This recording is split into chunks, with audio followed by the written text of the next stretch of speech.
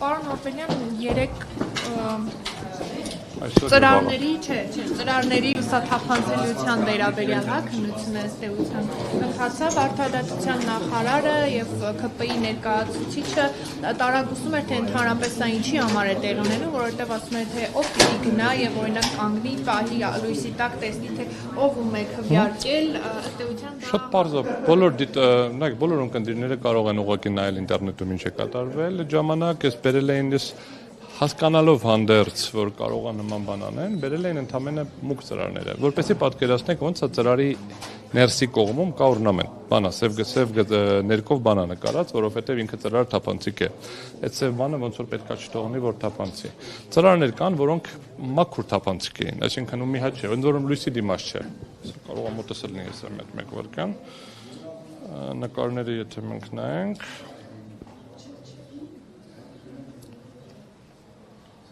Մեկ վայրկյան։ Ոսը նայեք, սա լույսի դիմաց է, չէ՞, կարող եմ ցույց տալ, հա, սա լույսի դիմաց է, եթե նայեք,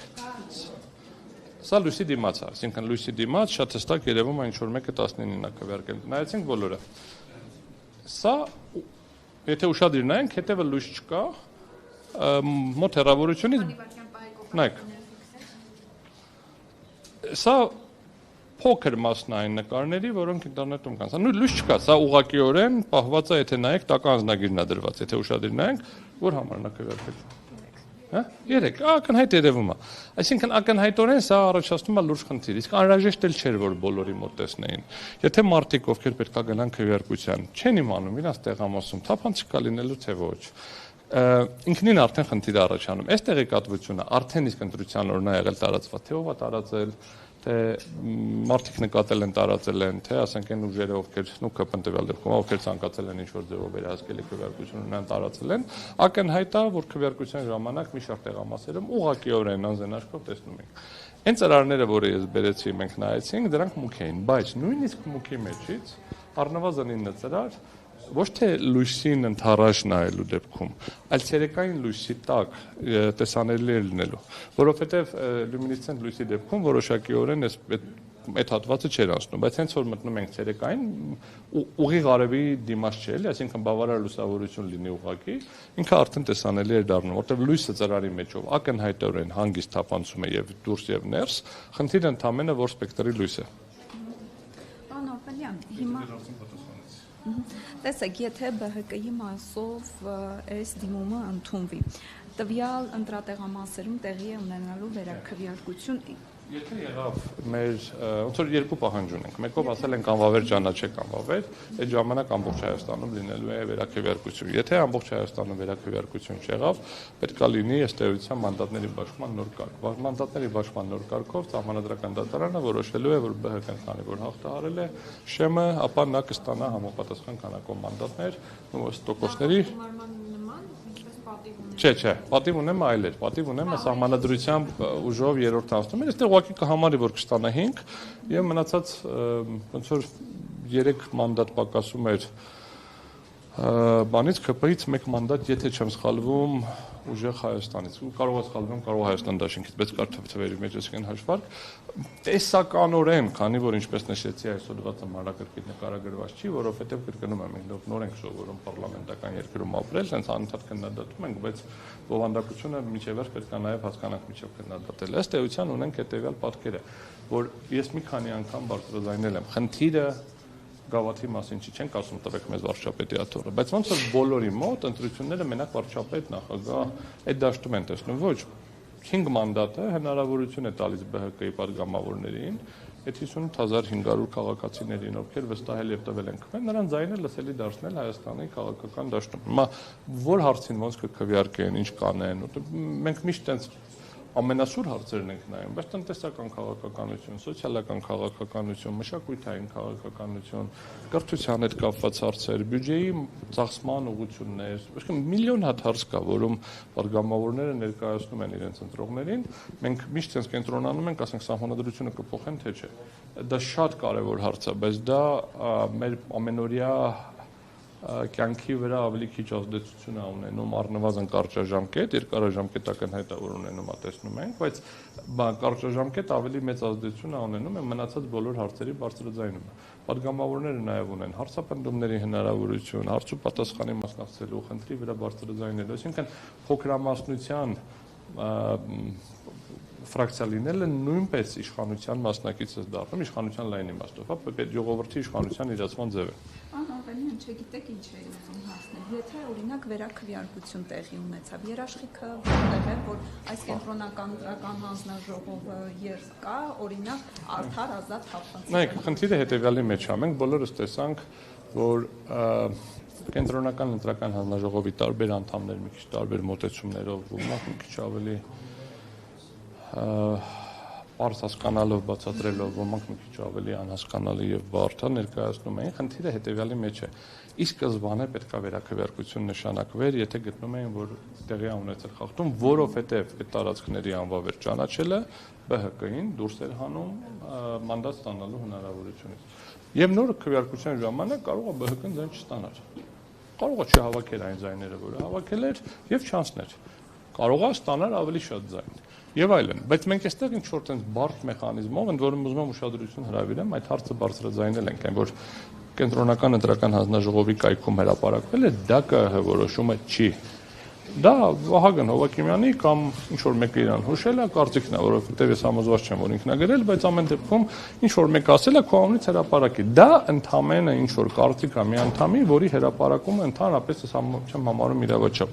որովհետև որոշումներում դա պետք է լինի։ Հիմա եթե մենք մտահոգ ենք, որ վերաքվեարկություն է լինել, ուրեմն ամբողջ Հայաստանում քվեարկություն պետք է արվի։ Հաշվառնելով, որ իշխող կուսակցության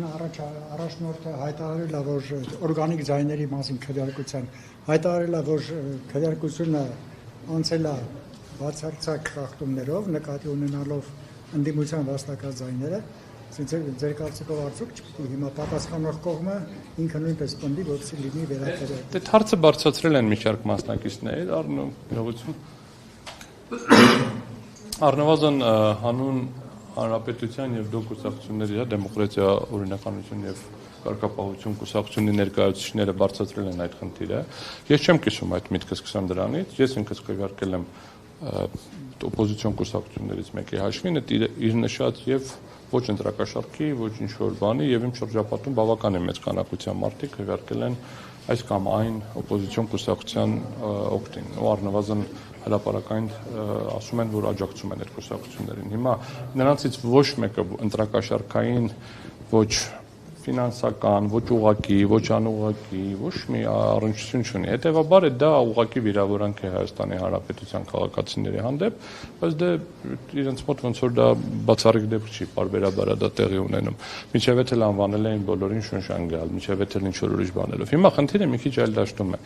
Ես գտնում եմ, որ եթե ընտրությունների արդյունքները, ես չեմ գտնում, այսինքն Հայաստանի Հանրապետության սահմանադրությունը եւ սահմանադրական դատարանի մասին օրենքն է ասում, չեն ներկայացնում իրական պատկերը, պետք է գնա վերաքվեարկություն։ Ընդ որում, եթե կան խախտումներ այդ խախտումներով, բայց ոչ թե որ եղել է ընտրակաշառք, այլ եղել է մասսայական վարչական ռեսուրսի շահագործում։ Գործընկերները ներկայացրեցին թվային արտահայտությամբ պետական բյուջեի հաշվին այդ հիմնավորումները, որ մի քանի 100 միլիոն դրամի պետական բյուջեի հաշվին ԿՊ ընտրապայքարին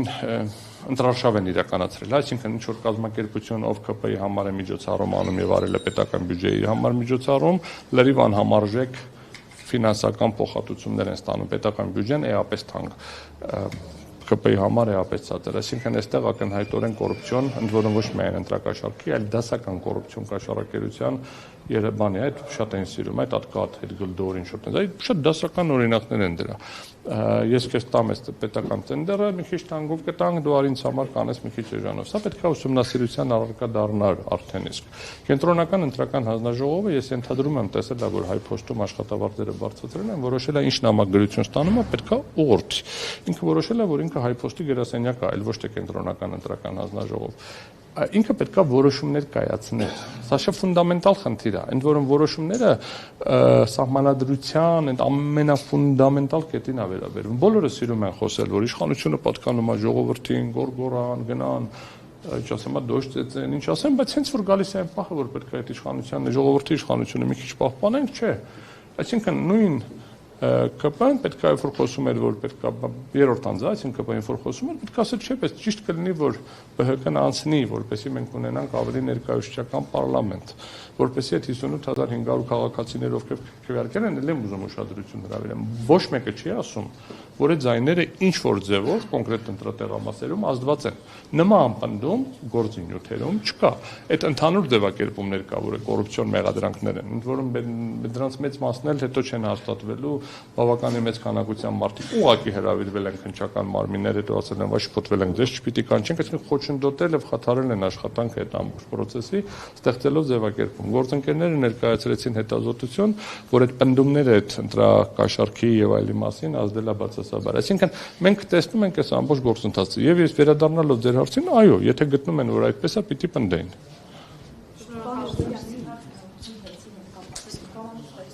Հեծի հետ կապված հիմա չտամ, հետ չպատասխանեմ, հետո կպատասխանեմ, բայց Ռոմանոս Պետրոսյանը հեծի հետ ընդհանրապես ընդդեմ կառավարիչ է։ Ոնց որ գիտեք, նայեք, մախարենցակետելն է խնդիրը, հենց այս ամբողջ ֆունդամենտալ խնդիրներից մեկն էլ է, որ չգիտեմ ինչի Ռոմանոս խոսում։ Խիչի օրինակ ՊՏԿ-ն է խոսում, էլի, այսինքն խիչի խոսում կառավարությունը, խիչի խոսում, այսինքն լավ, այդ նույնն է, որ ձեզնից մեկին նշանակեմ ինչ որ մի հիմնարկում կառավարիչ, դուք խոսեք, որ հեսա գնալու ենք վերցնենք, հեսա առնելու ենք, ծախելու ենք, բերեք ցենց անենք։ Հեծի մասով առանձին քննարկում այլ ֆորմատում էլի հիմա մենք ոնց որ այստեղ մնանք սահմանադրական վեճի շրջանակներում հետո կանդրադառնանք դրան